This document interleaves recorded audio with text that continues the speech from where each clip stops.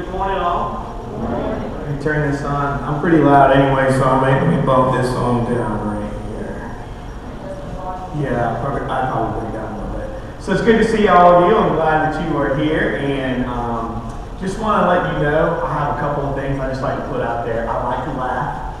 I enjoy myself. I don't take myself that seriously, so I hope you don't either. Okay? So while we're here, also there's another thing I know. Listening to people, reading books, learning things is like eating fish. You take the bones out. Okay? You can know 90% of what I'm going to say, but it's 10% that can change your life. I'm one of those people that believe I don't have to do the most. I just have to do my part. And if I do my part, somebody can walk away with something that's amazing and something that's great. I am a believer. I'm a Christian, so you may hear some biblical principles. If that offends you, I'm very sorry. If you were standing up here telling me your stuff, that's fine too. I'll listen to it. I'm one of those. I'll accept your principles if they fit into what I understand and believe. So just so you know, if you hear those things, don't be offended. I'm not going to have an altar call or anything like that. So let's just leave it at that. But I do believe in principles, and on those principles I do build. Okay. Also, I would like to say, in that same concept of principles, it's just like the tithe. I just want to give an example. A lot of people, they understand what the tithe is. It's a tenth of something. You look at the tenth of everything, even in math, what do? You move a decimal point, everything changes. Then if you take the decimal point, you move it, you multiply it, what happens? Things start to grow incredibly, don't they? You get multiplication. So I believe in the power of the tenth. So it's amazing that we can come into a room and say, I know 90% of what this guy said, but you ignore that 10. Isn't that interesting? It's like in my world, where I talk about with church and stuff, God says you keep 9%, I just only want you to give 10%. We have more faith in the 10%, or we have more faith in, or less faith in the 90% he leaves us with. You see what I'm saying? Then the 10% that we're asking him to give, and he just only asks for that much. That's it. And we're complaining about the 10. So that's the thing, when you're sitting in a room and you're listening to somebody, always look for that 10. Look for that information, because it is proven scientifically, mathematically, moving things, compound interest, multiplication is what you want. How many of you would like explosive growth? How many of you would like incredible momentum? How many of you want to see things go to level upon level upon level upon level? Focus on smaller numbers. How many numbers are there actually? I just want to bring that up. How many numbers? Huh? 10. There's 10. Isn't that amazing? It's 10. It's simple things. Teach someone to balance a checkbook. That's all you need. See, when you want wisdom, wisdom needs understanding. And that's the thing, most people, they go after all this smart stuff. They go after degrees, and don't get me wrong, that's wonderful. Go pursue information. Knowledge is everywhere, but my thing is understanding. Wisdom needs something to work with. And you need foundational things. Am I right? You guys with me on that? Right? Can we agree? Now, it's a participation sport. You can do this. You can laugh a little bit. You can nudge somebody. If you don't like it, you can go, you know, whatever. I'm fine with all of that stuff. And another thing I say is the shortest pencil is better than the longest memory. Too many of us pride ourselves in what we think we remember, but when we need it, it's amazing how it's gone. I believe that I'm a person that meditates on things. I rehearse them over in my mind over and over and over and over and over again. If you were to hang out with me for any long period of time, you will find out that I don't say anything different. I just find better ways to say it. That's it. I just keep improving on it. The best you and I can make is the one that we're working on right now. Always getting better, correct? All right, so you see up here it says wanted business understanding, and I'm excited about this because this is my favorite thing to do. My favorite thing is to motivate and encourage people. I love to see people go after things, do things. I love to see not just warm bodies in cold places. I like to see the right people in the right places, doing the right things. I like to see people find out who they are, find out what they can do, find people to help them to develop that and grow that, and then put it to work, but not just put it to work, but put it to work in the fullest of their capability. I'm one of those people, even in business relationships, that I hate seeing clients waste money. Big companies have big budgets. Big budgets mean that managers have to know how much. Big budgets mean when managers have to know how much, they know at the end of the year that if they didn't spend it, guess what happens next year? They lose it. So then you see big businesses doing those things and spending that money, and maybe it's on one of us. Would you be brave enough to say to that company, you don't need a budget that big, if it meant that it cut your money in half? Think about that. Most people look at the size of that amount and we look at it because we want to grow. And we're like, well, they're willing to give it. It's not my fault. I tell you what, if you know that they can do something for less with you, save that money, I guarantee you'll have a much longer relationship with them. I'm not a one and done guy. I'm one of those people, I don't want to do a thing and then move on. I want to know that you're still my client 10 and 20 years from now. And I can honestly say from starting in 2000 when I finally went bricks and mortar, I started in 98, in my bonus room in boxer shorts, working, who knows, when my wife thought I was on vacation because I was upstairs. She didn't know where I was because I was upstairs all the time in the bonus room, working. But I tell you what, I still have those clients today, and it's only gotten better. And when you think, when you think year after year after year, if anything, the dollar amount they spend with you should go down, not up, unless they want to do something new.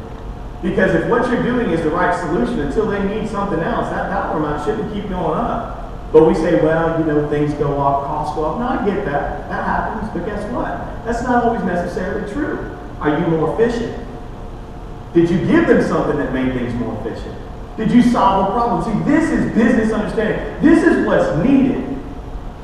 Okay, I'm a minority. Let me just go ahead and hit this because it'll make you laugh. I promise we'll get to the meat of the stuff. Yes, people want to know, what is he? Okay, I'm Italian, Puerto Rican, and Ukrainian Jew. Okay? That's what I got in. That's on my dad's side, Italian, Puerto Ricans. My mom's side, Ukrainian Jew. My mom is this tall, red hair, green eyes. I look just like her in Facebook. When she said white as can be, Ukrainian as can be. My dad, I look just like him. He's passed, but I look just like him. Same way. So if you think about this, in the minority culture, because Puerto Rican and I'm Sicilian. Sicilians are considered the crook kind of group out of the Italian people, the mafia. We're in the South. You notice the boot is like kicking Sicily out. You know what I mean? It's like, that is us getting the boot. Okay? Now, that's my joke. That's my stuff. If someone's Italian, don't get offended. Whatever. It's what it is. But let me just say this. Because just my skin and some other things, I'm one of those, I can run with anybody. I can run with any crowd. I make it a point to try to fit in where I can. Not fit in by changing myself, but fitting in by becoming a part of what's going on. And then people eventually lose sight of any other thing but just me. And that's what I want. But I'm going to tell you this right now. What I grew up with and what I saw was in minority cultures and things like that, we don't have the best reputation when it comes to business and a lot of things. We get upset, we make excuses, and we blame other people. And I'll tell you right now, nobody can stop me from doing what I'm doing. Now, they may be able to thwart something. They may be able to get away in the middle of it. They may be able to do something. But I guarantee you, if I am who I am, and I'm going to do, I believe with all my heart, I will get to where I'm going to be. And if it's not there, it's going to be somewhere else. No one is my excuse. No problem is my excuse. The economy is not the excuse. The president may be able to help. Congress can help. Whoever can do whatever to make a system and a program, but I don't want those things. I'm not waiting for my mother to die for a life insurance policy to pay off and all the money she saved. I'm not looking for some sort of handout, some sort of benefit. Now, if I get it, that's fine. But don't give it to me because I'm something that needs your help. You understand what I mean? I want to do my part. That's what I want. And that's how I do things with understanding. Remember I said wisdom needs something to work with? I teach my kids how to manage money and with a checkbook, and that's what they learn. And from there, who knows what they can do? Simple math. 0, right, to 9. 10 numbers. So that's what we're going to look at. Business needs to be like that. Simplify it. Find out what the factors are, the simple things, and continue to dig deep with them. Get understanding in foundational things, then you move into the depth of it, where wisdom can show up and help you become more sophisticated with your understanding, to become more intelligent with your understanding. Not just knowledge. People know a lot of things, but do they know the application of the stuff? And do they know when the application, just because it didn't work, didn't mean the application was wrong? What about adjusting? Things like that. So I put up there, Albert Einstein, he was a pretty smart guy. I don't know about you guys, but I would never try to say that I would be that smart. But, he's a smart guy. Crazy hair, everything, right? We would have never walked up and said, I bet you're smart. You look at him and say, I bet you're crazy. Okay? We would have, but look, any fool can know, but the point is to understand. All right, so let me walk through some stuff here. And then as I'm doing this, I'm one of those, I kind of move along, I start talking. I'll jump into some stories. I'll tell you about myself. I'm not afraid to tell you the truth. Like I said, if I were to ask you a question and say, how many of you have ever done this, please raise your hand. Because you know the best thing in the world is to do is let somebody in the room see that you did that too. Do you know what I'm saying? Be honest. Once again, don't take yourself so serious. You know what they call a mask? You know what a mask is in Greek? It's a hypocrite. I can't stand a hypocrite. How about you? But you notice how much we pretend? We sit in a room and we pretend we know something that we may not. But we're just trying to keep up because we have an excuse that I don't want to look stupid, so we put on the hypocrite. Come on, man. I'll sit in a room and I'll look dumb, but I'll tell you what, when I come back, I'm really, really smart. I'll be pulling out my phone with my dictionary out and be like, say that word again. You know, that's me. That's the guy I am. So I'm going to walk you through putting focus on why and not what. Now, I don't care if you like Apple. I don't care if you can't stand their products. I'm not here to sell Apple, which I do endorse 100 billion thousand %. That's not even a real number, but it's mine. But I love their products. And there's a reason. It's because they do why and not what. They focus on why when they sell you something. They don't tell you what they sell. They tell you why they sell it. The whole point, if you watched their presentation the other day when they put the smart, everybody's talking about that, well, the other watch and then this phone and all. I mean, you know what? It doesn't matter. It's about what they put into it, and they're not worried about it. When people say, oh my God, Apple shares went down, and Steve Jobs died, and is Mr. Cook going to be the future? When you have $400+ billion in resources, do you think they're worried about that press release of what people are saying? Because they know why they are that valuable. Do you see what I mean? Not what they did to be that valuable. I want to talk to you about why and what. I tell people why I do what I do. I don't want to start out with my what. What does several things. When you're saying what, when you get into the what, you feel like you're selling me. I don't like that. I don't want to be sold. I want to get into a conversation around things of why. Because if you really believe in what you're doing, you should be able to explain it. I'm going to break this down a little bit more. Why always starts, okay, always start with why and not what. And the reason you do that is because when you're presenting to somebody and you're speaking to them and you come out and go and you're sitting there and you know that you have this meeting and all of a sudden you start to get along, well, guess what? We do this, we do that, we found out that you need this. I don't like doing that. I like to come in and talk about why. Come in and if I know what their problem is, I start out with my whys. I say, you know, one of the things I really enjoy is knowing that when I see strategy problems and I see people creating a business plan, but their marketing plan and their business plan aren't succinct, one doesn't work well with the other, I realize that that's going to create a lot of dysfunction within an organization. And I really love sitting down and helping to bring those two together so that they make sense. So guess what I did when I tell them why I do it? What did I also do? Told them what you did. I told them what I did, didn't I? You see that? But how does that feel? It feels different, doesn't it? If I keep just going, what I do is I take your strategy and your business plan and I bring them together, and then what I like to do then is see how that feels? I just left pretty much they're not even in the room. I'm just talking about me. But why feels different.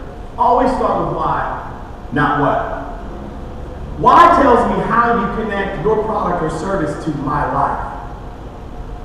So if you want to really be good at business development, you want to grow, you want to have a great pitch, focus on why. Because I need to know how in the world is what you're doing valuable to my life. That's what Apple does, integrating everything. The phone, the watch that they're doing. They're saying you can tap it, and they have a taptic engine. They develop technology that's not even out there that if you wanted to tell your spouse or whoever you love them, you can tap it and it's pick their name. They'll feel that tap on their wrist. They look down, they see a heart drawn with their finger.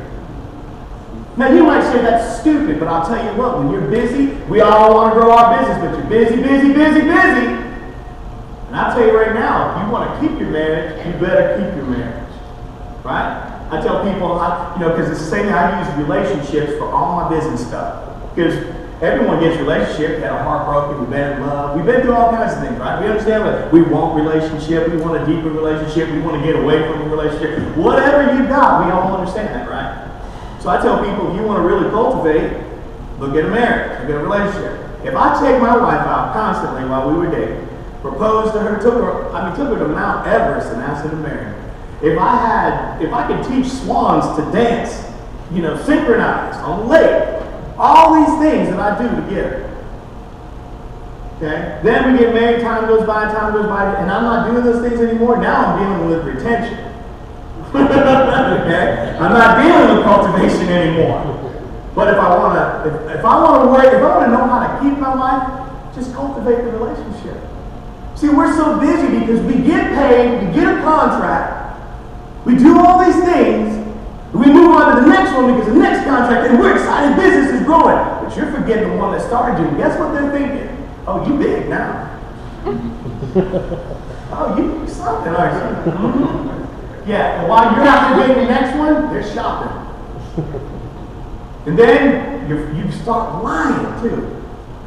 You get on the phone with them after they call you. Haven't heard from you in a while. Oh, well, you've been on my list, and my folks are working. We do all kinds of things. We think about the things we say that we know aren't true, even if you're not trying to do anything intentional. I'll tell you right now, if you know it's not true, whether it was intentional or not, it's not true.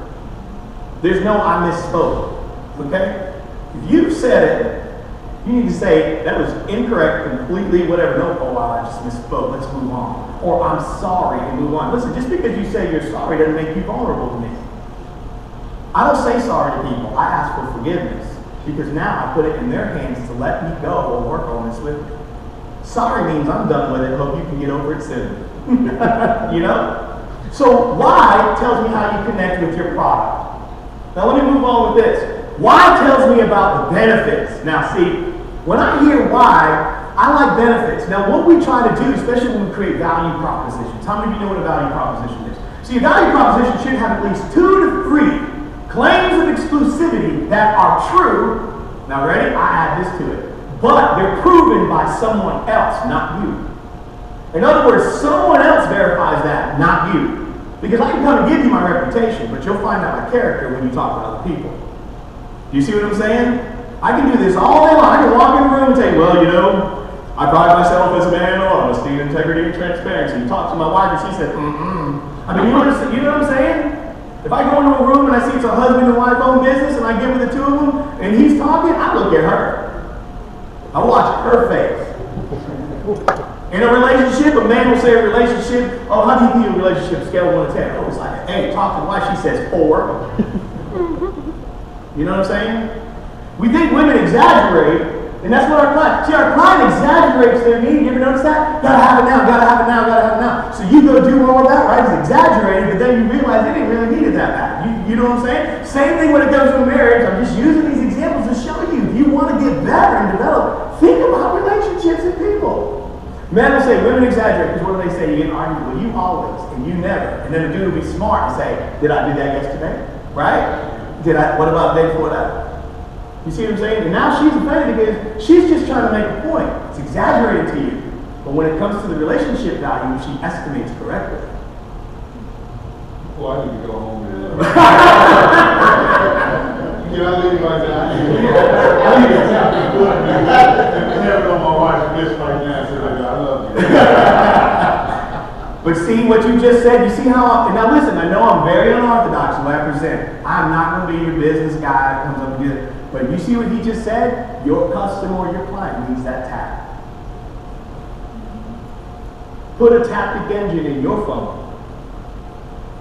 Build one in your organization. Build one in your mind and your decisions. Tap the watch and draw a heart. A lot of times we're looking for that check. That's what we're looking for. I mean, I do that. I mean, Cindy tell you, I drive her crazy because I will chase down the invoice. And when they get going, and I'm nice now, but I'll be reeling them in, talking about, hey, how you doing? Yeah, we're going to send that out. It'll be coming out shortly. What does shortly mean to you? Shortly does not mean the same to everybody else. But you understand what I'm saying? Because it's still, at the end of the day, it's not unfair, but I can do it the right way, right? But I feel comfortable doing it. You know why? Because I know we've done our job. We've done it to the fullest of our capability. We've gone above or and way beyond what they're even expecting. And all I want is them to do the same back. That's all I want. You said your thing, I said my thing. Let's just do it. But I keep a good relationship if I always tap it, and I can have that conversation because I'm not putting anything else in it but a good relationship. I'm not mixing in distance, silent treatment, only getting a call when you need that money. You know what I'm saying? How about when something broke or didn't work? So why? Tell me about the benefits, and guess what I just did? I told you about all the intangible things I do in a relationship. It's not about the what of my service and what I do, but they're the intangible things that I bring to the table. That's the understanding that you have. So I want you to do me a favor really quick. I want you to take a minute or so. And remember, the shortest pants is better than the longest memory. I want you to write down the intangible things that you bring to the business that you do every day. Everybody know? Take a minute. Intangible. In other words, it can't be touched. No, can't see it, but it's what you bring. What that means for me is I have incredible resources of people. I can bring people to the table, even if I don't get the money for the job and they don't pay me for the consulting of it. I can bring resources to the table because I always make good connections. So that's something intangible that I'm not even being paid for. So write down some intangible things.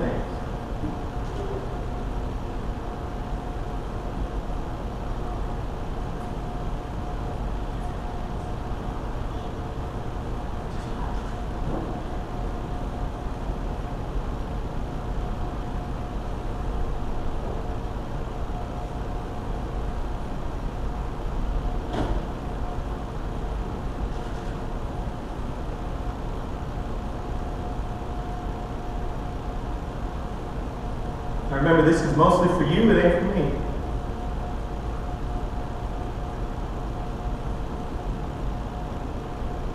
It's a hard one, isn't it? See the challenge?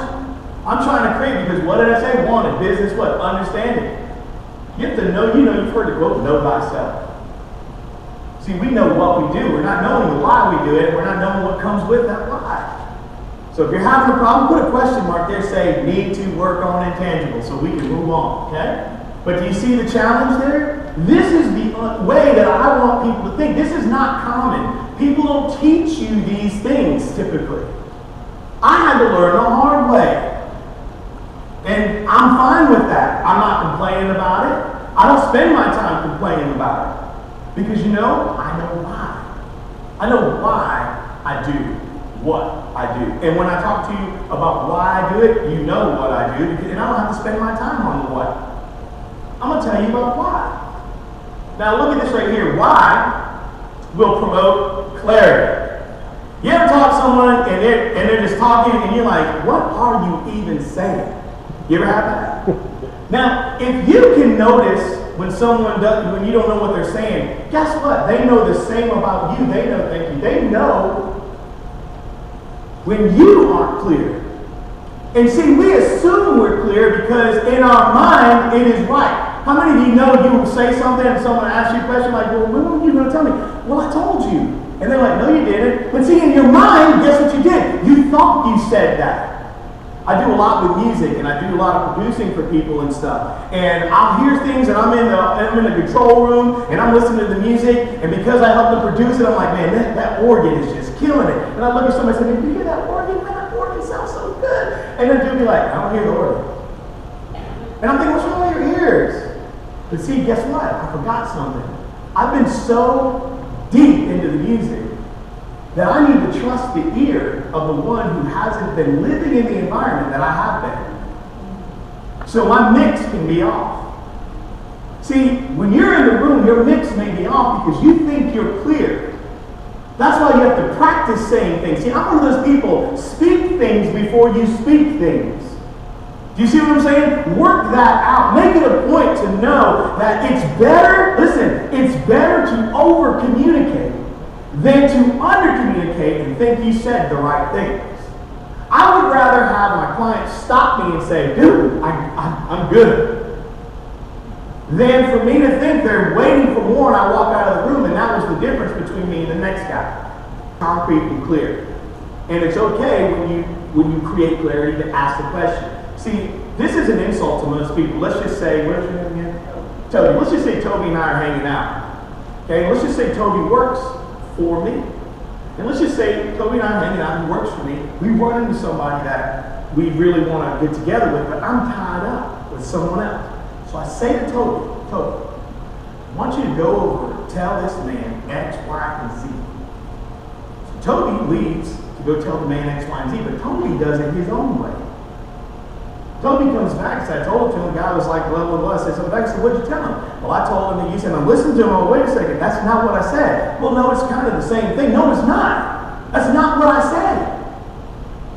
You see, I try to make it a habit. See, this is where people get offended. So if I were to say to Toby, now Toby, I want you to say X, Y, Z. Now Toby, tell me what it is I want you to say. See, people get, you think I'm stupid? No, I don't think you're stupid.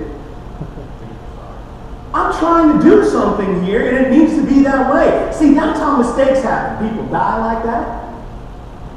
Right? Not being clear. Things happen. Things go wrong. And I'll tell you right now, I don't know how big your bucket and your mop is, but sometimes when you have to mop up after somebody else, you know what I mean? I'm tired of mop buckets and mops. I don't want to have to go mop up anything. It's going to happen, but I want clarity. Now, let me give you a little quote that I really like to use. Clarity trumps persuasion, always. See, when you're not clear, you spend your time trying to persuade. When you spend your time trying to persuade, guess what? People view you as desperate. They think you are working too hard for some reason, and they're not going to ask you why.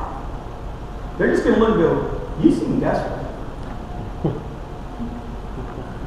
And if they're a company like the ones we want, right? I get to work with Michelin Travel. We're the ones that do the website. You go to michelintravel.com. The new one will be going up September 16th. We just redid the entire site again. And it's a business culture. It's a nice account to have. Of course, I want more travel. Or not, I want to get out of travel, not leave it, but keep working on that and get into the other Michelin. I want to get into here. I want to be able to do all those things, but I don't want to have to sit there and spend my time on persuasion. I just want to be clear.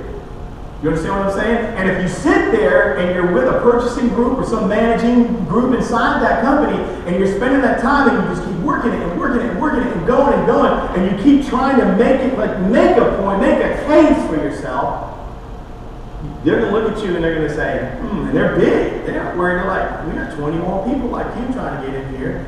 I just want to know what your intangibles are. What else do you bring to the table? If we give you this contract, are you going to run around telling everybody you got BMW, put it up on your website, make a press release about it? And then we don't know that you delivered? Will you be able to handle the fact that we won't let you do a press release for 1 year until we prove that you're a valuable vendor? You're not allowed to put your logo up. You're not allowed to do any of those things. You keep it to yourself. And we're also going to start you out with a certain delay on how you get paid up first. And how we deal with that until you work up and build it. You know, there's a lot of things that go there. So they're looking at their criteria as they're evaluating you to see, can this person fit into this? Because they don't need any headaches. You got to remember, a big ship, you turn it more than 15 degrees, you can capsize it. Big ship. And they're not turning more than 15 degrees real quick for us. See, we're running speedboats, trying to run up alongside of them. And, you know, I'm just using this as an example. Did you see the news? We look like a bunch of Somali pirates trying to get on a boat with these guys while we're coming up all crazy. You know what I'm saying? We don't need to be like that. Come on, you know that's funny. There's this ship, and all of a sudden, you know, here's BMW going, what in the world? Here they go! You know, they're coming. I want to go back to you talking about the intangibles. And there's, you know, for me, and I'm probably sure for several others, particularly in my businesses, that I keep at heart, and I talk about, particularly when we hire, and particularly when we talk about our staff. And those things that trying to break some of the existing stereotypes that exist that we're not, you know, that we're not creating about our business, but it's that long-term history that we're trying to make sure that we break. Coming out of corporate America, 18 years with General Motors, having had that opportunity, particularly when we talk about, you know, General Motors in the university for years. But the question will always come when I sit down, when I sit back down and say, you know what? Some people are doing it in terms of the opportunity to get business in, they're doing it because they got to move forward. And then sometimes you sit back in, and when I was in corporate America, you sit back and you hear some of the, we have a business like that. And so we don't want to take that opportunity to do that. And so when you're competing again as a small business, couple of stereotypes that I look at and say, I got to go in there because I know I'm an African American, I own business, and there are some stereotypes in there. And so I have to make sure I internally and put that into me in my organization. Look, we didn't create it, but guess what? We got to deal with it, and we have to try to break it. Because there are some in there that will not do it, they won't be able to say that department that, we have a business like that before, we want to do with this. So I take one of those intangibles and say, this is an intangible that when we do it, we're going to do it not only for us, but we got to deal with those stereotypes. So, in addition to that, how can I take that and say, hey, BLW, or hey, this is going to, hey, whatever. Here's one of these intangible things that I don't talk to you about. But I want to make sure that you know about it, because that's why we're in additionally being creative, getting done, and part of that. But this is an intangible that we're bringing to the table to not only be successful for ourselves, but to help break that stereotype that may exist in your organization. Well, I think it's good to have a discussion on it, but I'm one of those people like this. If I have to keep telling you that I'm innocent, excuse me, there's a fact that I might make you start thinking that I'm guilty, correct? I'm one of those people that if you get someone to act accuses you, see stars get this, someone accuses them of something, they pay $1 million, but they say they're innocent. You understand? They pay them. They just settle out of court because they don't want the headache, is what they say. Well, I'm one of those people that I'll live with the headache, especially if I know that I didn't do it, okay? And I'm not going to spend my time trying to prove myself. I'm going to do what I need to do, and that's it, to demonstrate that demonstrate, quote, what I call my innocence. But I'm not going to supersede that. So let me now put that in that perspective for you, or in this situation. Sitting at the table, I don't want to sit there and tell BMW that, I'm here to redeem this, because in their mind, that's what it can almost sound like. You're working hard again to bring that to the table. What I would do is just simply point out you recognize. Because by making this statement, I recognize that a lot of people in my situation, of other cultures or whatever, being a minority-owned business, moving into a vendor relationship with a large corporation, have not done a good job. And I just want you to know that we have continuous improvement within our organization. That's it, because what you've done is you've hung yourself with your own tongue, and that's a good thing. You mentioned continuous improvement, and you recognize that problem. So now if you don't do it, you did it with your own mouth. And that's what I believe we should be doing. Paint yourself with your own tongue. We wait for other people to do it all the time. Let them keep talking. Let them keep, you see what I'm saying? But we need to do that. Your statements should be a life and death statement for you every time. But if you don't do it, you look like a fool. That'll change you. Where I grew up, you didn't threaten nobody down the street. Because inner city kid up north, they will come down the street to your house, knock on the door, and say, Ray told me. Do you see what I'm saying? They will invite you into it. Okay, so I learned quickly when you say don't let your mouth overload your rear end, number one. Don't let your eyes be bigger than your stomach. There are things that we learn. But also, if you say it, you have to be willing to do it. You have to back that up. So make simple statements without going too far. And those are intangible things, because that's another thing that they'll say is, wow, this guy will point out what he understands and what he's doing about it, but without trying to give me the next 10 ways and bullet points, unless they ask you. Do you understand what I'm saying? I don't have to tell my wife how I'm going to love her. I just need to be doing the love. That's all she's looking for. I said I'm going to love her. Now she wants to see what? Evidence. She wants to say this is that. That's it. And that's the problem with most people when they look at us in business when we come. Like, I live in a world in marketing where they consider all marketers liars. No, we're not liars. You are just hearing what you want to hear. And people take advantage of that. I don't do it that way though. So I'm in that same process of having to clean up with a big bucket what people have done. But I don't spend my time on that. I just spend time on doing what I do, my what. Does that make sense? That's my intangible. But what you give me is an opportunity. See, I never bring it to the table. Right. I never asked. But do that. You bring it to the table, the recognition. And say, I'm excited to have this opportunity because I understand, especially the challenge in this African American community maybe, or whatever, in minority community. We lose respect. We pride ourselves in continuous improvement, not just there, but in many other places. This is very, thank you so much for just letting me be in this room, because I belong here. You know, it's not apologizing. I belong here. Okay? Moving on. Everybody is cool, clarity, children. Say that to somebody too. When they're talking to you, say, hey, listen, it sounds like you're trying to persuade me. Be clear. Think about children. How many of you been around children, grandchildren, nephews, nieces, you see what I'm saying? They come in and they'll be like, oh, okay, see, like, when I'm walking, my feet like start hurting. And my friend told me at school about these shoes. Do you see what I'm saying? That's what we sound like sometimes. Who will tell the truth and say you found yourself trying to persuade? Come on, how many of you try to crank that thing like you in the fact that, whoo, come on, please. You know what I mean? Woo.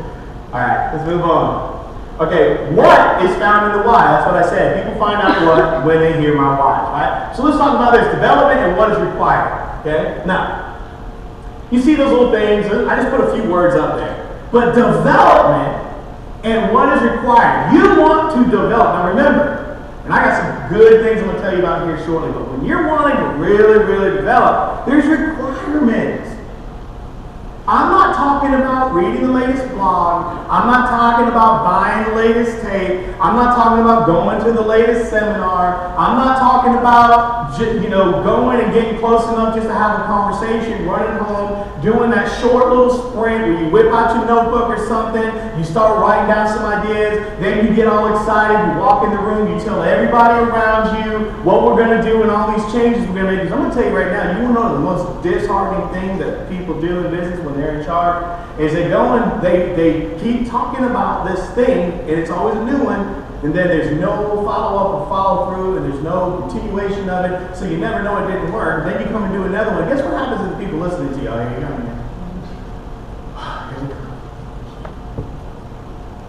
You don't need, a trumpet is used for a reason. Okay? And, you hear taps with it. Remember, that's the charge. Okay? All these little things that you use that stuff for. You don't want a lack of clarity in what you're blowing the trumpet for, because the people that are with you get confused.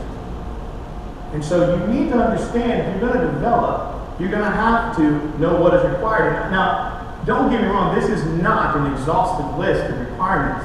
My job is to make loose ends for you to go tie up. That's all I want to do. See, a lot of us are tied up. Now, some of you may be doing great, but you still got knots. Here's my thought. When you got a big old knot, instead of trying to spend your time trying to pull each little thing out instantly, it's a good time to get a pair of scissors out, get as close to that knot as possible, and cut it and create your loose ends again, and figure out what should be tied to what.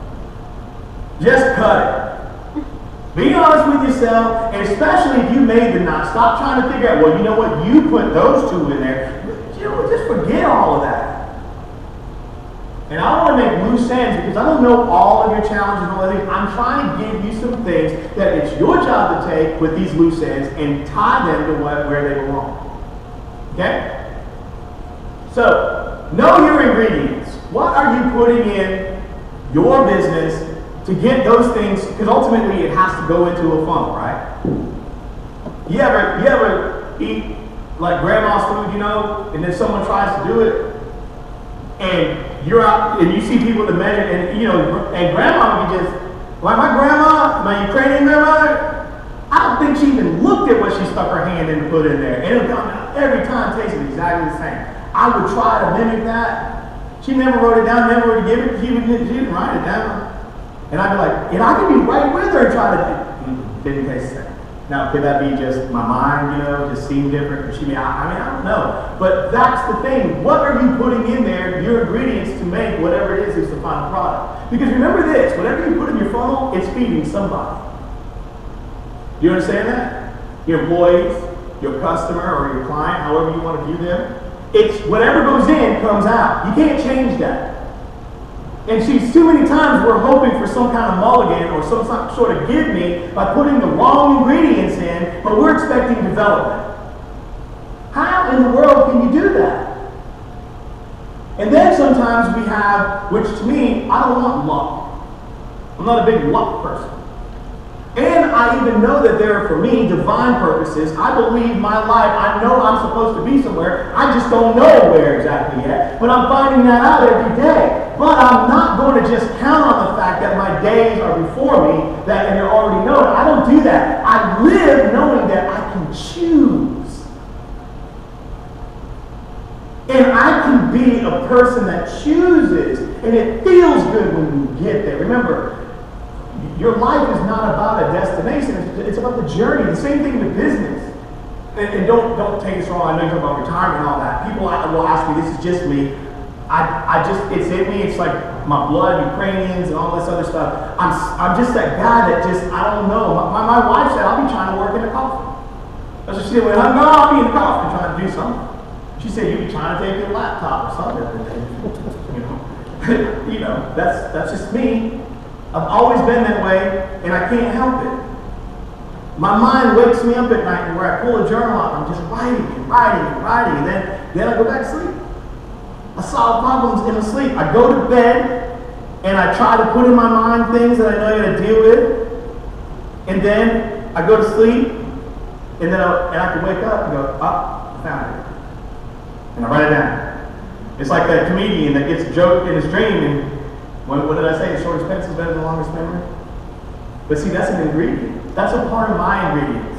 That's a part of my life, and that's something I add into what I'm doing. You see what I'm saying? What's baked into your stuff? That's another intangible.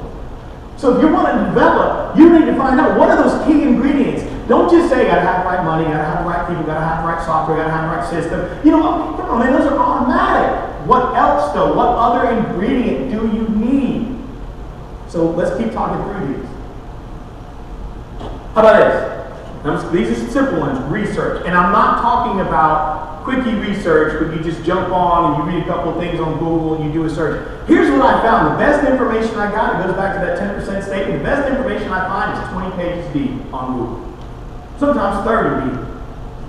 What we do is we're such headline readers, we go online, we read something, we click the first 10 on that page and we go, I'm going to go somewhere else. Start going, no.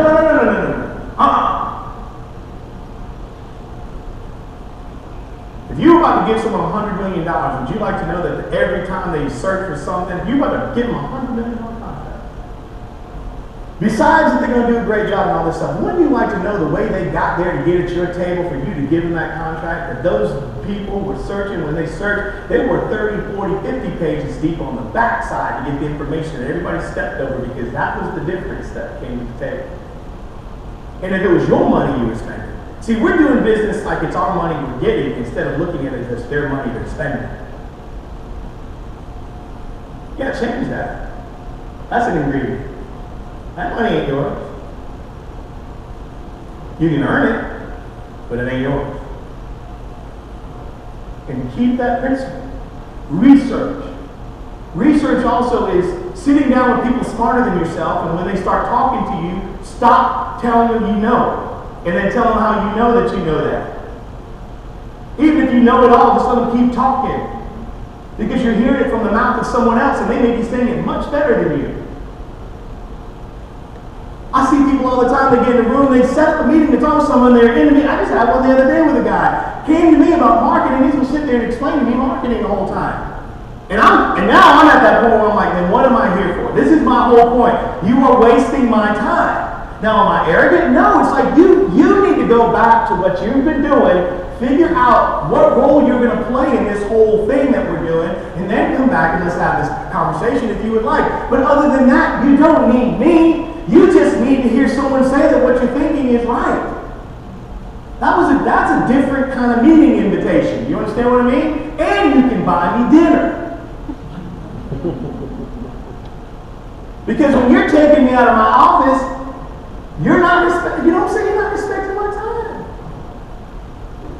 So research, spend time with people, get on the internet, dig deeper, read the books that aren't the ones that are the #1 bestseller. Remember, when you read books, it's like eating fish, take your bones out. It don't have to be everything you agree with.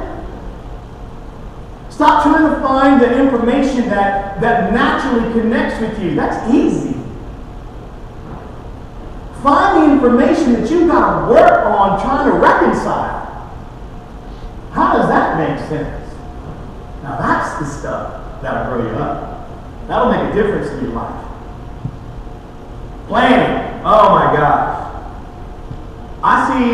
People flying by the seat of their pants. Something happens by accident, but they claim it like they knew it all along.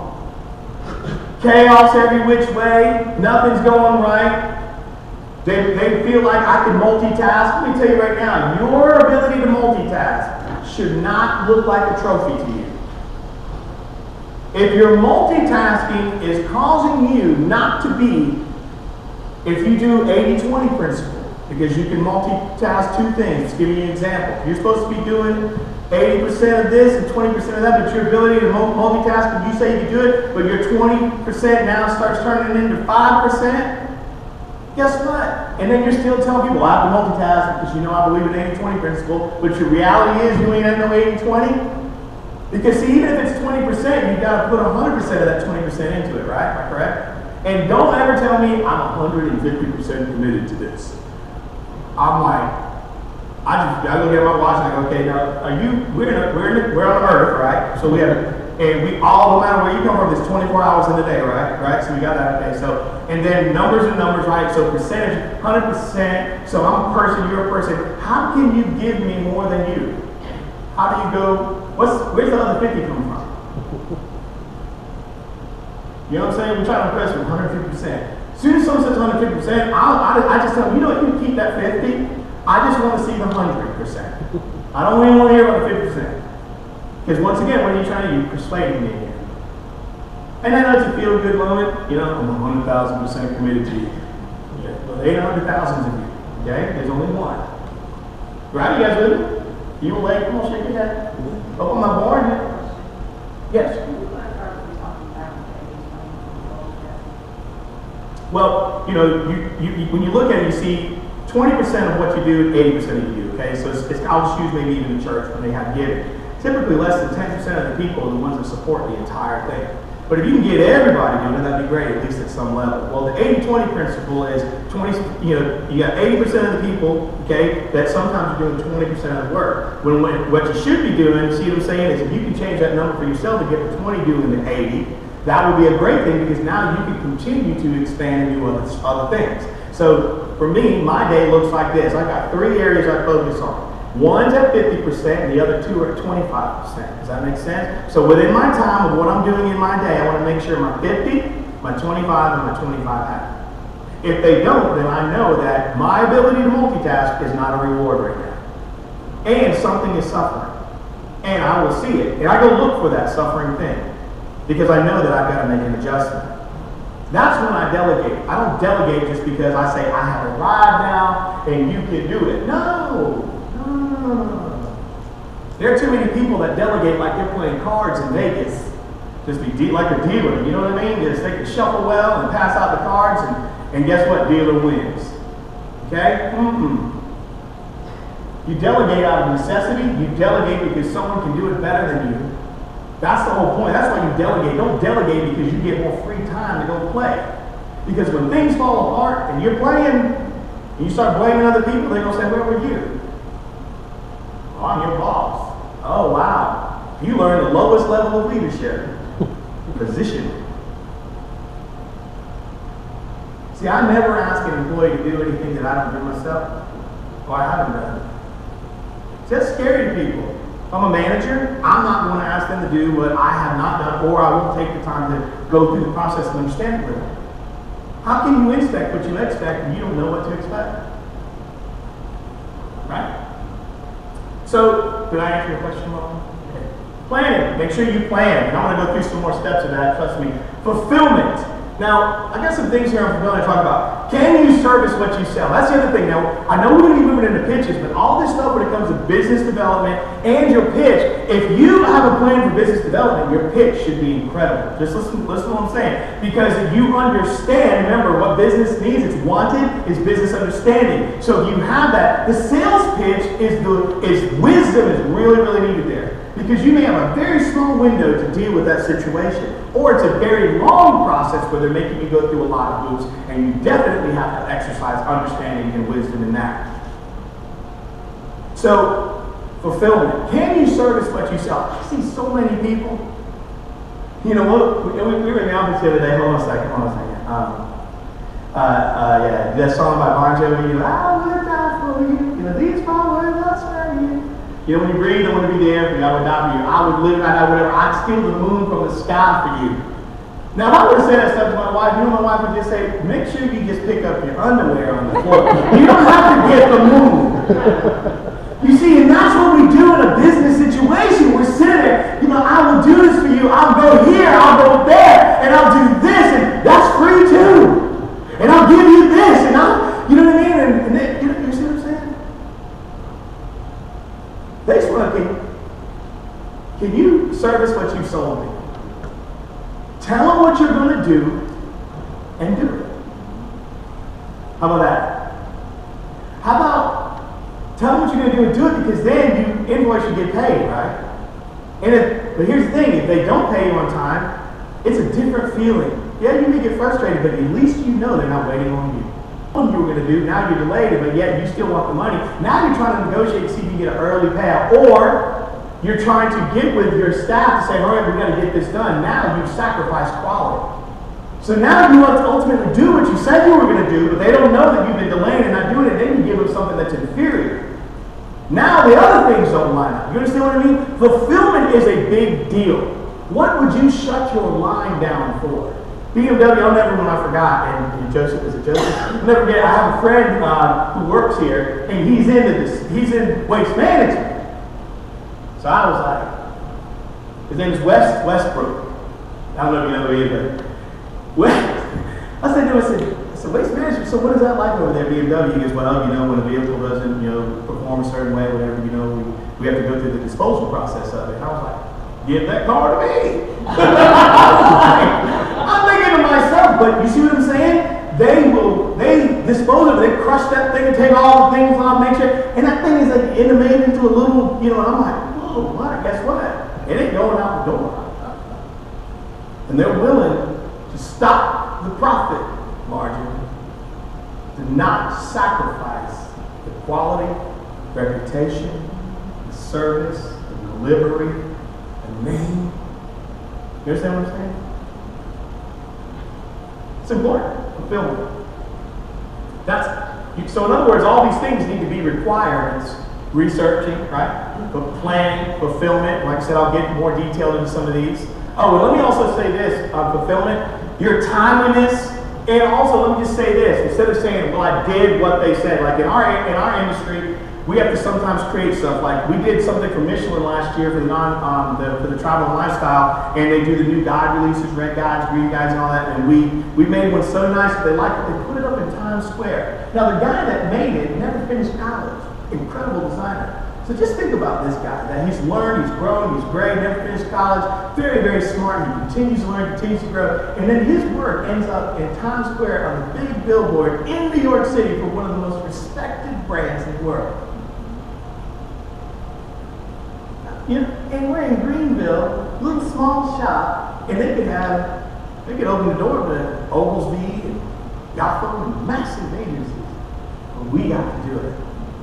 And see, that's how we deliver, and that's how we tell we're not like everyone else. Sydney being a minority, my wife a minority, me, you know, and let me just say this, minority meaning, and I don't like this term because I don't view women as, but minority owned, they call women minority. Like, that don't make no sense to me because in my house, my mama was majority, okay? Because she was mom and dad because my dad wasn't never around. You know what I'm saying? So I don't have that in my mind, but we deliver not arguing against reputation, but we deliver for who we are. We don't have to have any arguments over any of those things. So timeliness, make sure you meet and or exceed expectations. So in our world, when we make something, we'll make 2, 3 options. We don't say we'll make you one option and you get X amount of round revisions and we keep billing you. We like to work, now don't get me wrong, certain models can do it that way, and that's fine, that's your model. I'm not saying it's wrong because, you know, the bigger you are, you got to keep finding ways to bill, and if somebody touches it, you ever notice you see an admin fee on something like admin, it's like $50. Like, wait a second, that person took it, turned around at the counter, and stuck it in a box. I mean, you know what I mean? And that was, how much, $50? I'm like, I'm doing the wrong thing or something. But we do that, and we send them the options, and then they can look at them and they go, you know, but it's never, here's this one, this is our idea, and you have to purchase this one, but we can make adjustments. No. We bring them our best side. If they come to us with what they want, we make that. But then we say, but additionally, we would like to show you what we think as well. They're not paying us for that. They only wanted this one, but then when they see it, they may change their mind and go, gosh, these guys brought not only what we asked for, but something else. That is meeting or exceeding expectation. Adjustment. Now this is a big one for me because a lot of people in their development, they try to do the quick down and dirty, get moving on something, and then they don't understand that adjustments will happen. It's not a cause to be disappointed, it's just a cause to pause and reevaluate some things. Just take a look at it. Always take the time to think about what you're doing, make your plan, do your research, do your planning, know what your fulfillment looks like, making sure that, in the process, I skipped on, I'm going to go back to that one. And you go into making the ability to adjust. I'm going to go back to review. This is important. Review is this. There's a book, and if you can find it, it'll be good. It's, hold on a second, it's Flawless Execution. And it's by a group of Air Force pilots that came out, obviously retired, and went and started a consulting agency. They took the same principles of how they went about doing this mission and what the process was to go through it, and it was their cycle to stay effective. And they taught businesses to do the same thing. One of the biggest things they did was they had plan A and they had plan B, but they would end up, they said no mission ever was A and B, because there would always be D, E, F, G showing up and they had to adjust. They said, imagine flying at Mach speeds with all these instruments showing. You're told that there are two, other country aircraft that are a quote threat near something, and you have to watch it. You show up and there's 10. It's not 2. Things change. That's the way things move today. I've never seen anyone say that what they did worked exactly the way they said it was going to work. I mean, there's always something that's changed. But unless you review the process, how can you adjust? Every cycle you do something, every time you make a sale, review. Every time you present, review. Every time that you do something as a team in your office and you're working, review. Always go back. Take the time to sit down, because what you're doing is you're getting into the ability to be more automatic, where you know how to flow, you know how to work. You're getting that in. It's like, people say, if you're into self-defense, whatever, but it's like martial arts. People go, well, I got my black belt. Well, that's great. They get into some situation and they got a black belt, but guess what? They don't understand real life situation. So you can have the black belt and you got your little kata and all this other stuff in your form. Well, that's wonderful. But unless you take it to the next level for really engaging in classes that teach you when you are assaulted in all the ways, that's different. And that's what happens in business. We get all these little plans that we're doing, we do our little stuff, but then we run into something like, oh my gosh, and we don't spend the time to review. We just go, I don't want to do that again, or that went really well, and we try to continue to make templates out of that experience instead of sitting down and say, why is this valuable or why is it not? Or just because this was negative doesn't mean it's bad.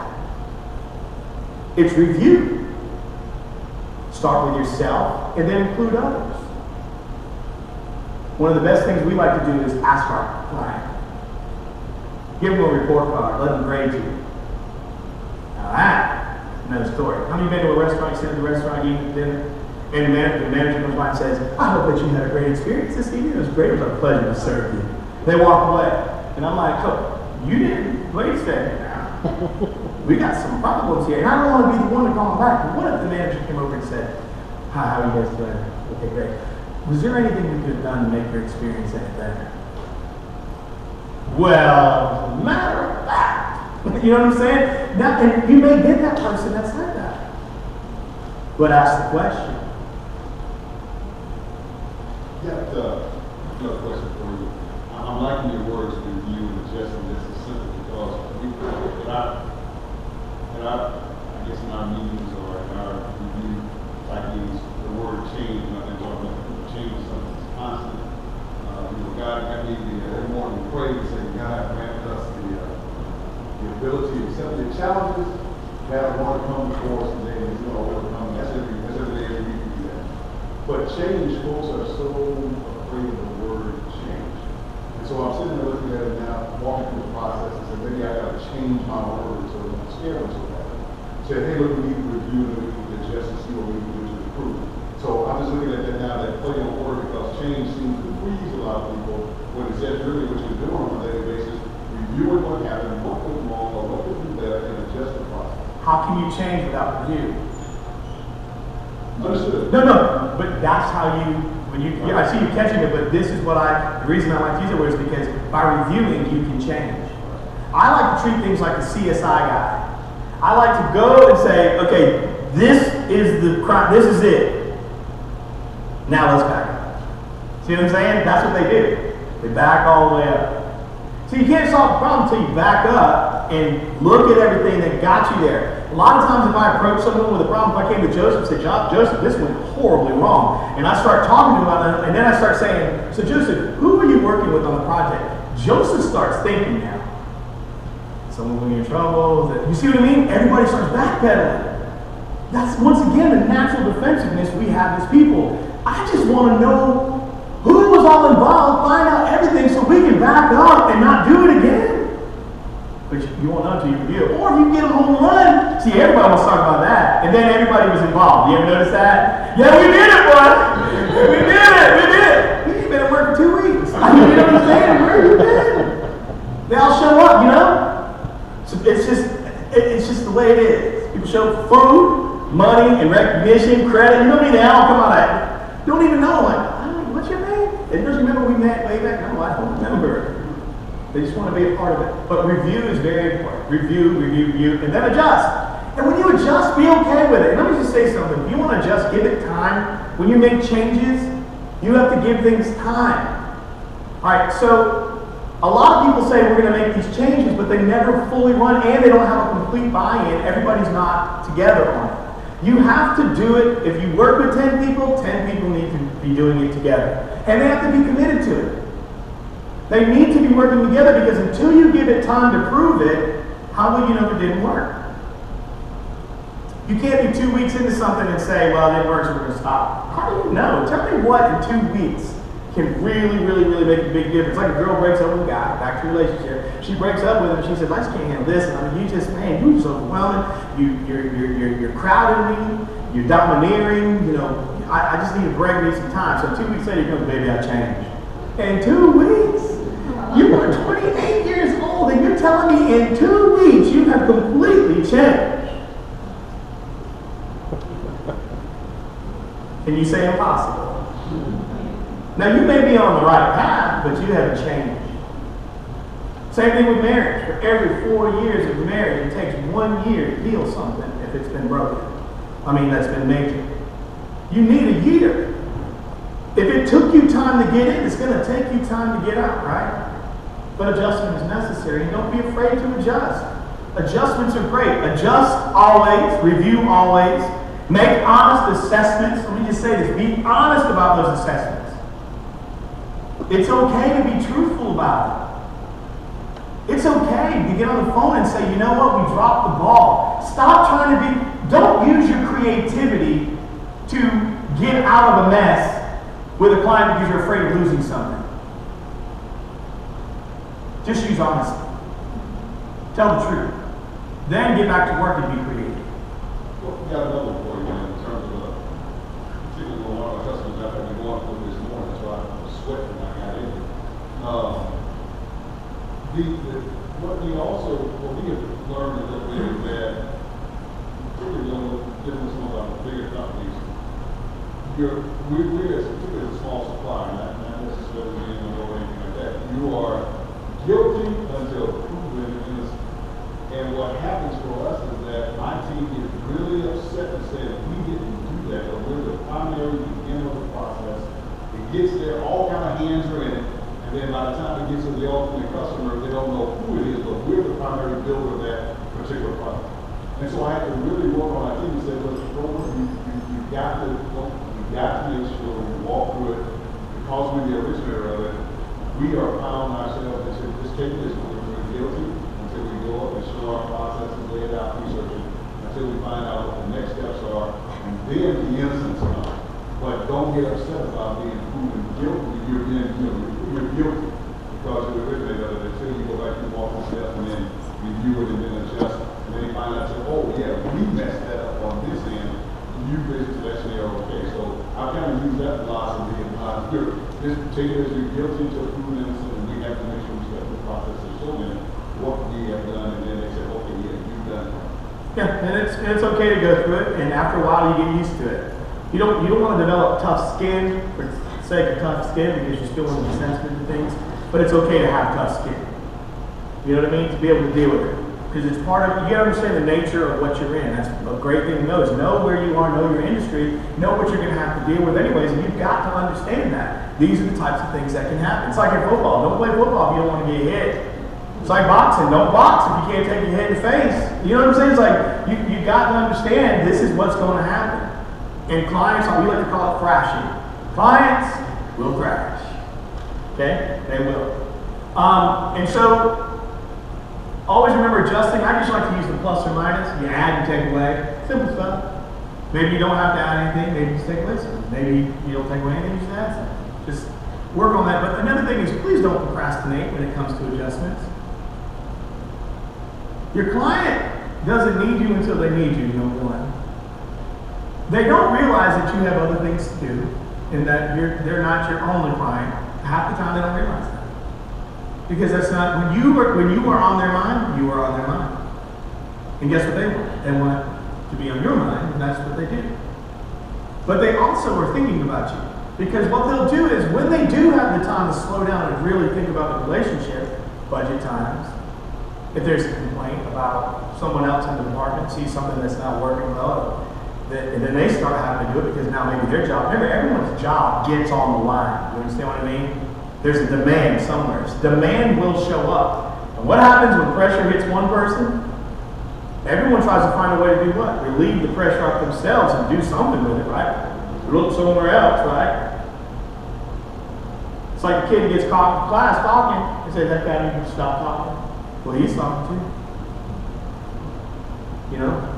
It's going to happen. So don't procrastinate. Fix it. In your reviews, when you're adjusting, do it. Don't waste time. Because when they realize that, especially if you have the conversation, we are, quote, working on this. I don't like using future perfect, future kind of tenses. I like to say, we're going to solve it and you will not have to deal with this ever again. See, say those things, and guess what I did? I did what? I hung myself by my own tongue. Right? I put the demand on myself. I don't put the demand on the other people. Go back to relationships. I don't put the demand on my wife to love me. I put the demand on the relationship and myself. See, it's called a marriage for a reason. The marriage is perfect, and then you involve people. Business partnerships and vendor relationships are perfect, and then you add what? The players. So the demand goes on the covenant, the agreement, and on yourself to perform your part of it. But we spend our time putting the demand somewhere else and not where it belongs. Put the demand on yourself. Start there. Put the demand on the promise. And then keep it. We like to tell our staff, Sydney and I go out and sell something, we're promise makers. The staff is the what? Promise keeper. Because we got to service what we sell. It's simple. Simplify things. Stop, so what we have to do is make sure that our fulfillment strategies are, come on, man. Let's just talk for a second. We got to do what we said we're going to do. Let's just talk and we don't need all this, in all the abbreviations. You ever get sent in some meetings and people talk about that, and here's the, so if we go to the MySQL, so we have to go to I'm like, sometimes I'm in and I'm like, wow, what's going on here? I don't even know, and all the, you know what I mean? We make things so long, we have to abbreviate. We have so many abbreviations, we can't keep up with them. What if we spoke with, use things more simplified, make it simple to where we can have communication and a conversation that's understood and we go somewhere. We don't get done, get that fit, right? Correct? Yes? You guys with me? All right. Simplify it as you're doing it. Now, let's move on. Growth. Now, so business development, you ultimately want to grow. Now, I don't know about anyone in here, but if you don't want to grow, there's a problem, number one. But you grow, okay, your growth is determined by your structure. Okay? We all know this. If you want to have a building that's the tallest building in the world, you have to dig as deep as you're trying to go up. And you have to make sure the structure is right. There are rules that are in place. Okay, listen, you can deny gravity all you want, but jump off a building. You can deny try to deny Newton's laws of motion. Well, get out of a moving car one day.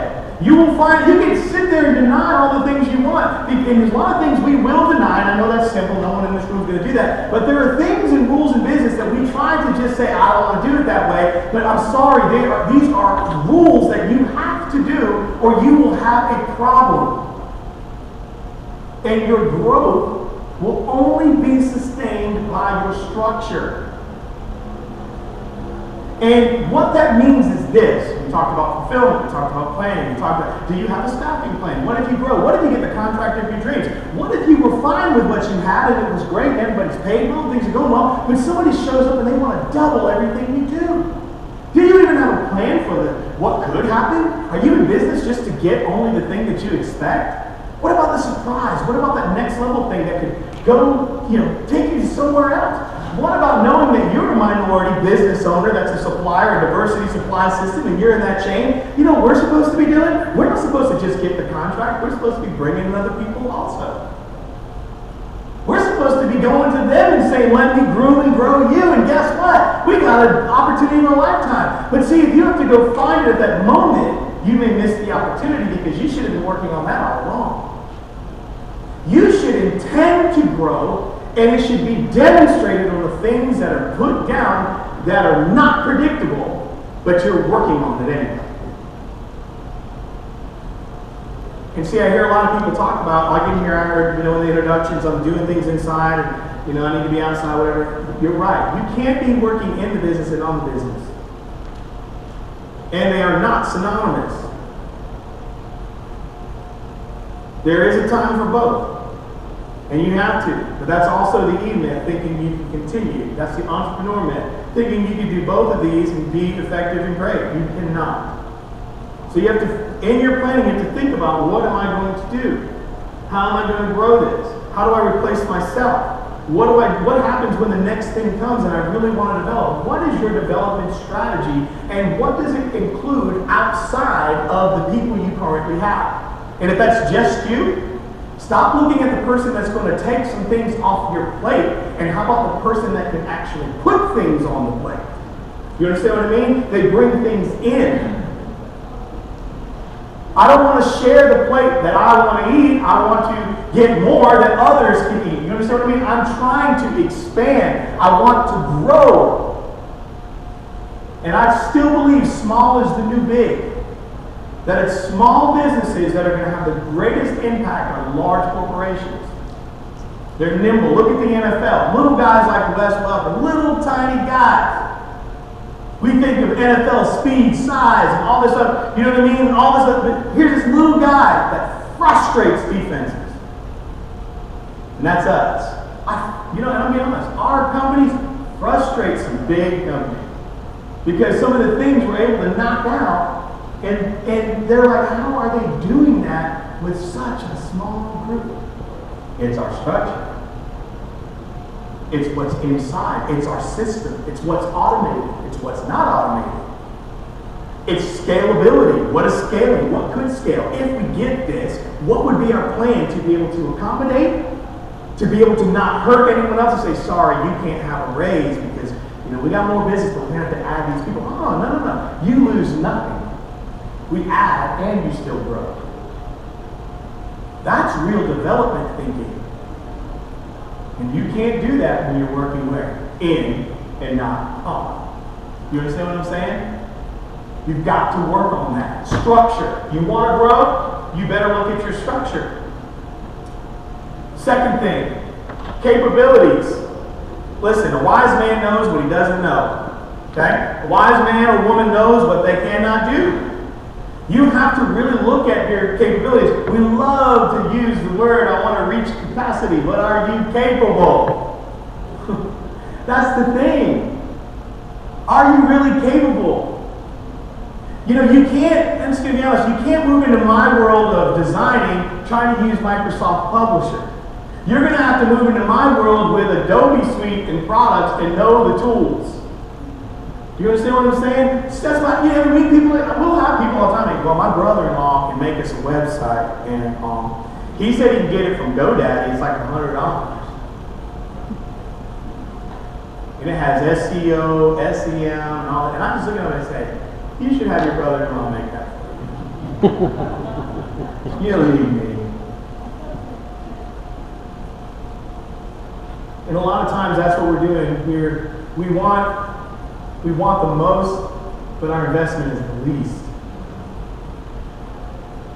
In other words, know what league you can play in before you start trying to play, because that's one of the worst things that happen. There's nothing more damaging than trying to play too soon.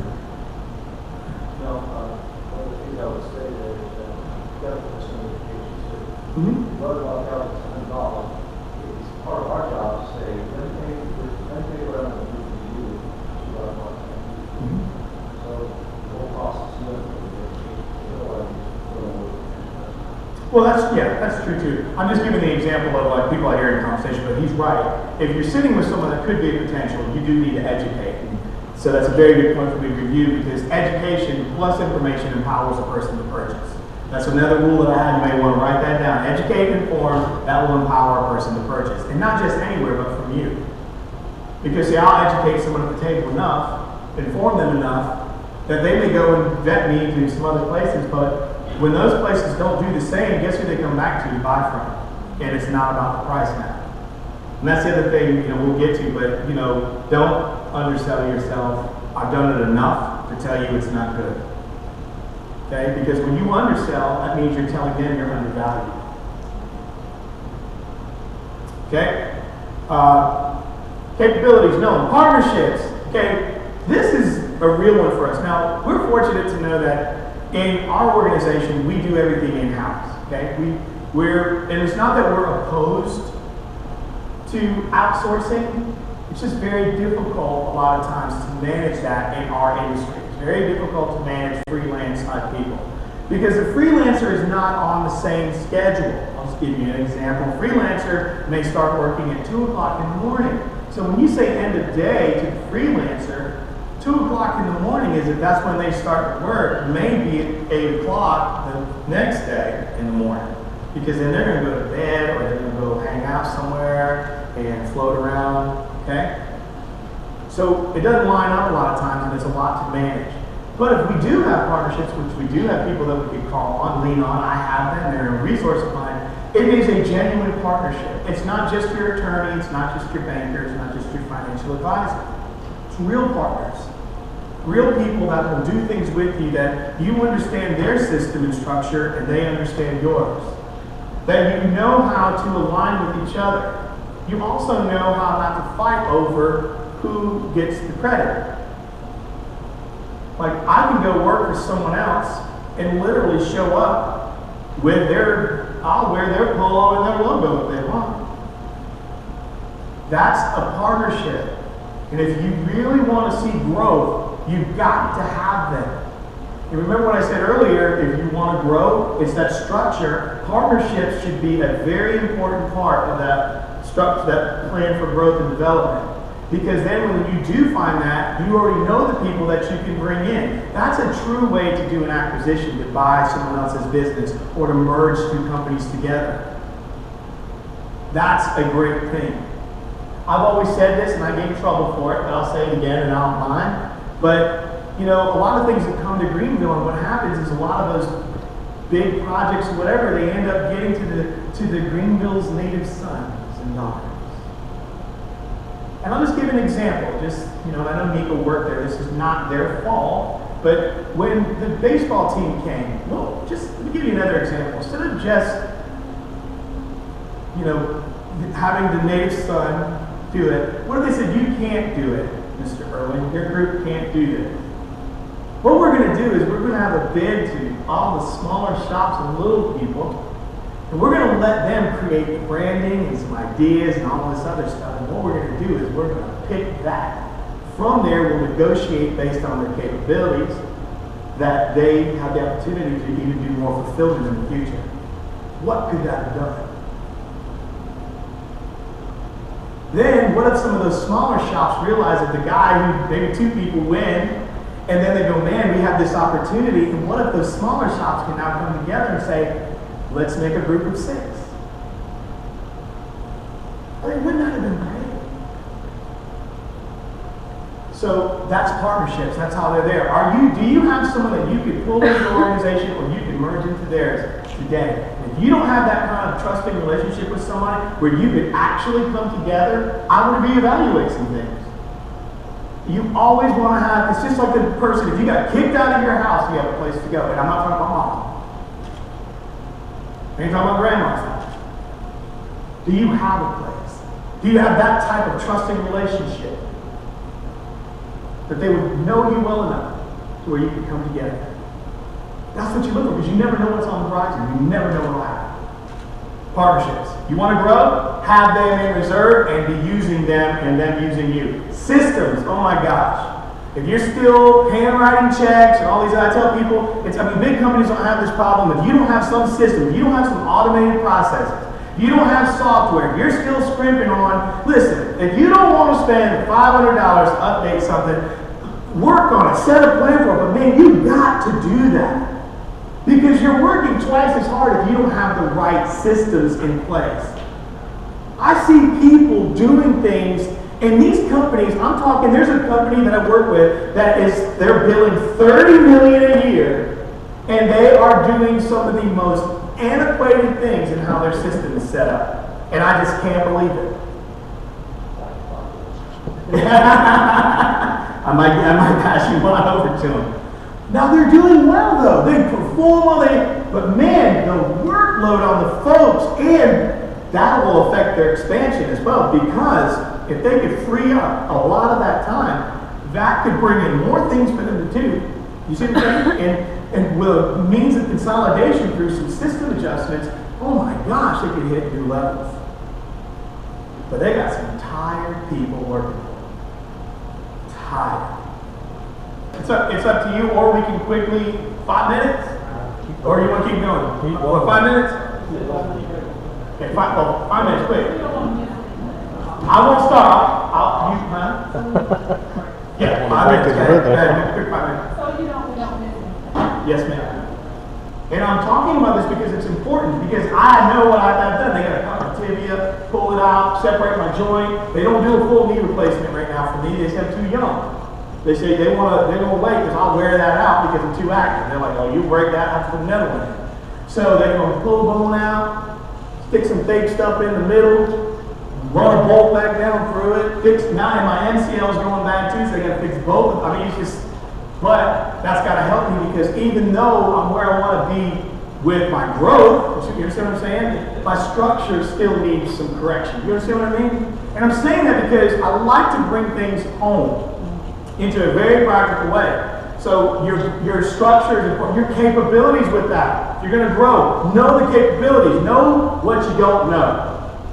And if you don't know how to do something, please don't sell that. And don't use the thing, it worked for Bill Gates, but it's not working for most people who tried to do what Bill Gates did. In other words, sell an operating system he did not have. Because he didn't have it. He went and bought it. Okay, now if you want to do that, that's up to you.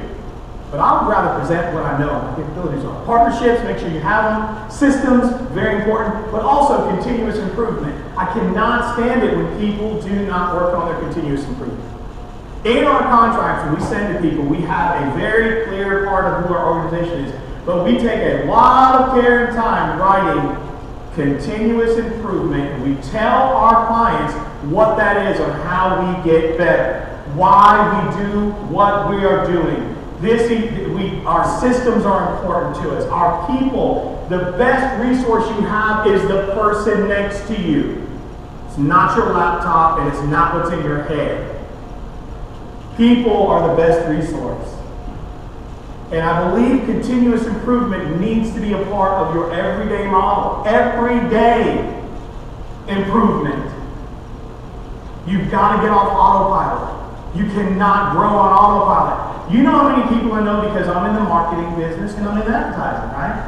Oh man, when you get out there, and I'm one of those, I don't like hard selling anybody. I don't like any of that. I do most things through relationships. Things happen, we keep connecting. Or I'll research a company, then I go and take my time. I figure out who they are, who's who, what do they do, find what their problem is, which I'll talk about the pitch and all this a little bit, and then move right into that and have that meeting with them and sit down. That's what I like doing. That's what I like. Then there were people I would meet and they were like, you know, oh, we're doing $80 million in business and we're good. We just, man, we got so much business, we don't know what to do with it. 2007 came. That story changed. Then they would come to me and go, man, what are we going to do? Because, you know, 85%, we had a client lost 85% of their business working with banks. You know what I said to this man? I said, now, I'm not the guy that likes to say this to you, but I want you to remember this because if you want me to help you, you get back to this point. I'm telling you this because I never want you to ignore it again. You were so happy with the business you couldn't keep up with that you weren't building the business that could. And now that you thought you didn't need this, you're going to become invisible in a climate that is going to be more visible to those who did the right things or are willing to stand up when everything else goes down. It's not the time to stop. It's the time to go. You took a risk before. Do it again. First thing anybody wants to cut: marketing, advertising, people. You see what I mean? They start going. They just start cut once, cut deep. That's what they like to do. Or cut 2 or 3 times. That's it. They want to be done with it. Continuous improvement. All things. Don't just be excited because you got the funnel full.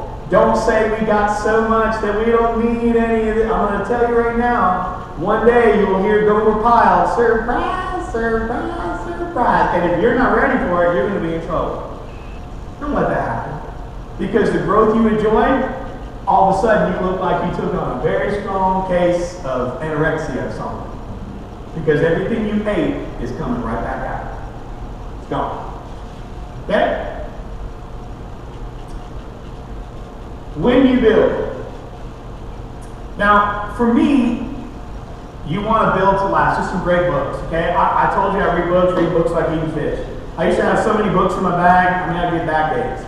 Now I just keep them in my Kindle app and my iPad and I read all the time. My goal is to read, you know, I used to read a lot more than this, but my goal is to read at least 3 books a month now to or a month and a half.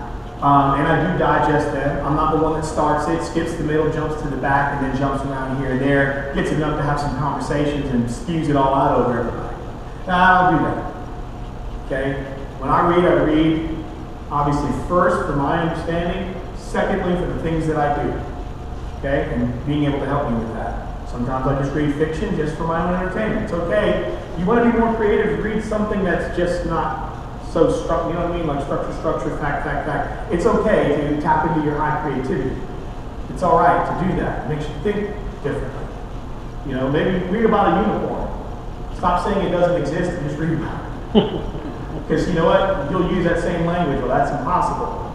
You know, and I don't know about you, but there are a lot of things that I see daily that I guess most people said were impossible, right? Whoever thought you're going to be able to wear a computer system in an A8 chip that most people's personal computer doesn't even have the speed or capability that's in this watch? Who would have ever thought? Right? So when you build to Last, obviously, is a great book. Built to Last. Great book. Talks about companies that have endured and how they build to last. There's also some great books that you can read, like, you know, How the Mighty Fall. That's an incredible book. You can read about 5 dysfunctions of a team. There's so many things that are important about building that you can read those books. But once again, I want to get back to something. There is no point in spending all your time doing these things if you're not going to apply something. You've got to spend time in the application. So I want to walk through a couple of things that to me are paramount in what we do. Now, the Idea Group, that's Sydney and I, we started that in 2012. And when I started Peculiar, it was, people always called me the idea guy. So a client would call and go, hey, let me talk to idea guy. Because that's what I do. I know who I am. I'm a leader, a communicator, and an artist, and I love ideas. But I don't limit myself in my ideas. Okay? I'm one of those people that if you came to me and said, I'm going to give you $100 million, I can tell you everything I'm going to do with it. And none of them include paying off my house or buying my house. And it's not because I'm selfish. All of my thoughts go to investing and building things for other people. That's where I start. It's not vacation. It's not retirement. It's not fishing. It's not Greece. It's It's not Italy. It's none of those things. And it's just how I'm wired. So I know what I want to do. I know there's no hesitation. And when I have an idea with a client, I don't start with their budget in my mind.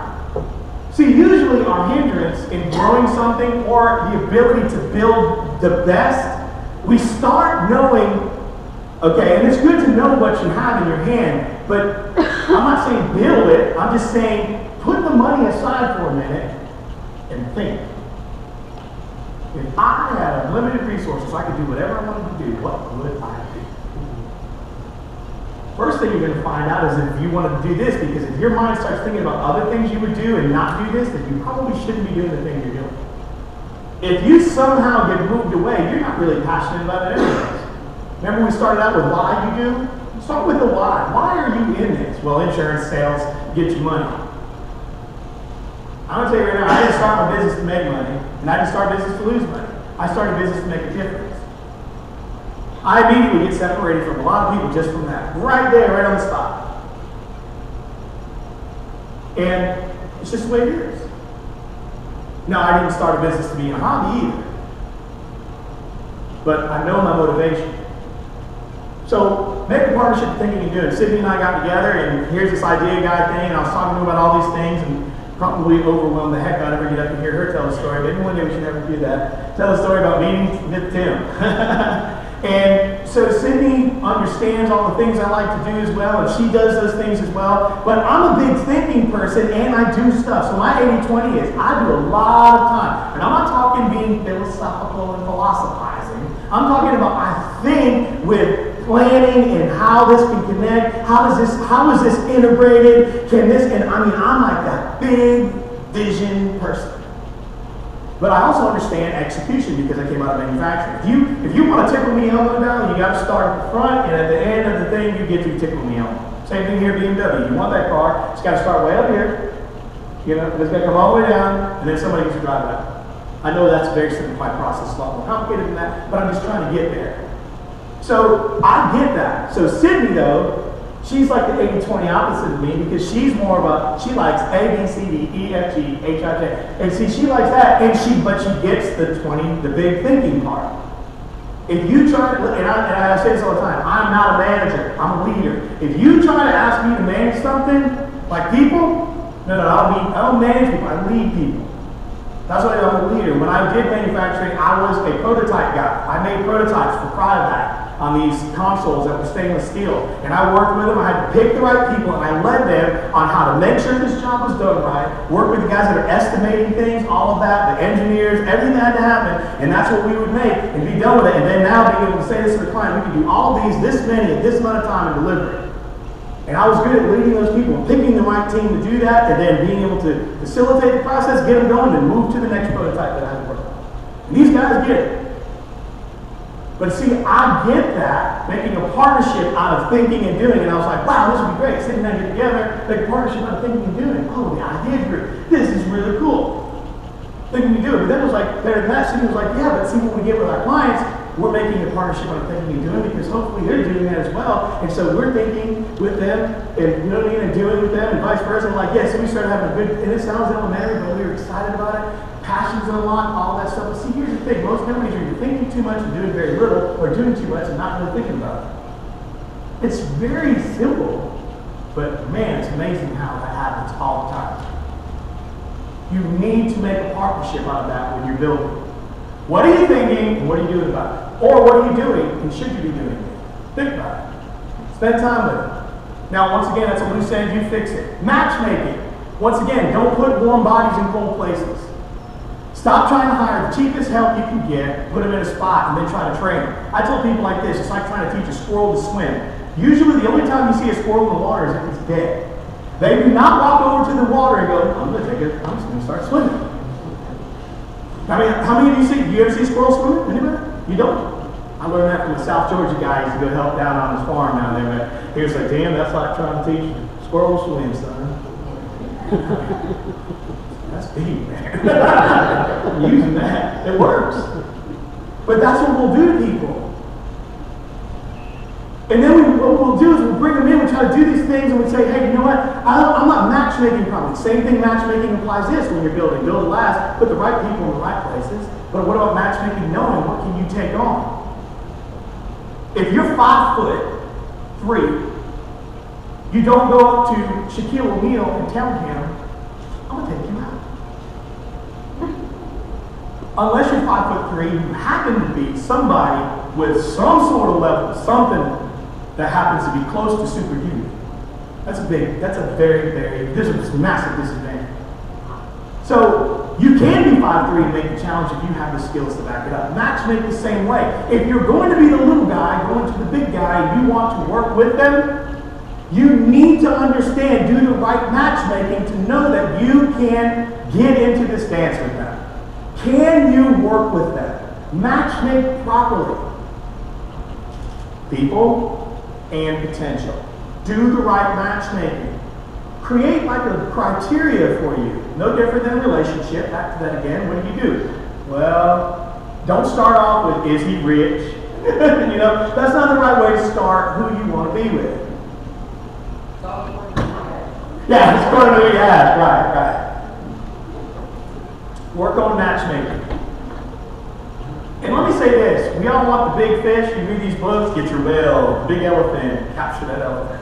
You know where that comes from? It comes, if you think about whale hunting, I just want to tell you something. Those guys were very intentional about everything they did. They watched the wind. They watched what happened. They realized that they were rowing the boat after something that was swimming. So if the people that were scouting for the whale didn't alert soon enough, the guys that were rowing to make a point of intersection where they could get actually to the whale, they would miss the opportunity because they could never catch up to him.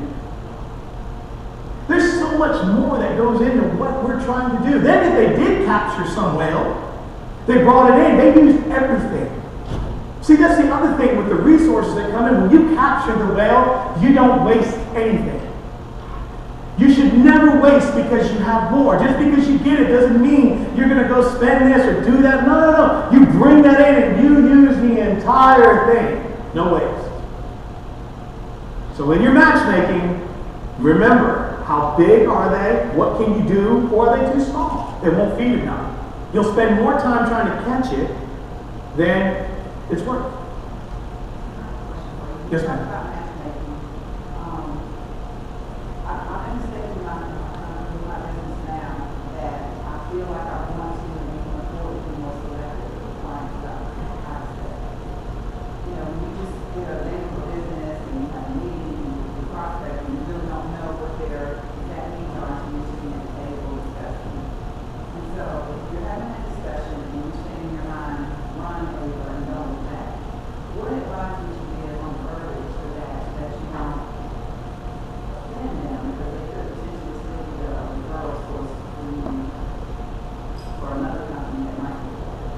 Well, I think you just need to be honest with them because people are going to get their feeling. You can't control someone's response to it, but I think what you can do is have self-control in how you present it to them.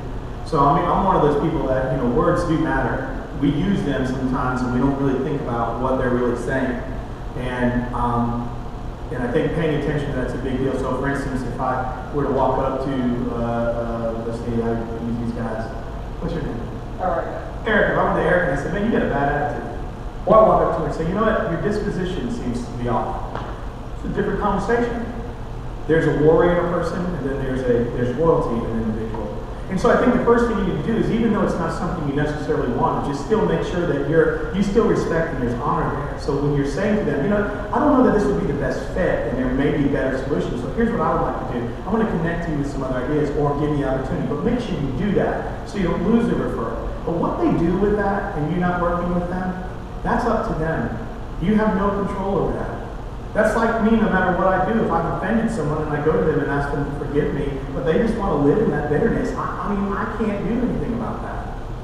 And I'm not worried about losing a referral. I'm worried about making sure that I do things with character, integrity, I'm ethical, and I'm not talking about subjectively either.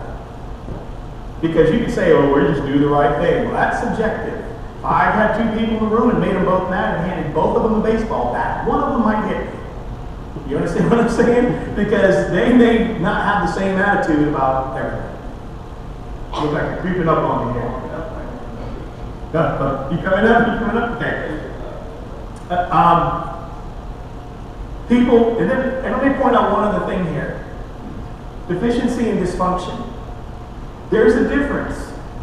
And it's okay to understand that you are deficient in something. A child can be born and have a deficiency. You supplement the deficiency, and you can help overcome that, right? Because no matter what, everything that grows is still going to grow. No matter what, you're going to grow. You're either going to grow for the good or you're going to grow for the bad, right? For the better or worse. So deficiencies are okay, but if you don't take care of the deficiency, it can ultimately become a dysfunction. So when you're building, I feel like that is a big deal in building something. Is that if you don't spend time realizing where your deficiencies lie and where they are, you ultimately will experience something that I have seen over and over again, a lot of dysfunction inside of a group where what they could ultimately accomplish, they're not able to. They're not able to be effective. A lot of infighting, people not helping, supporting each other, distances there. You know, there's just so many things that can take place.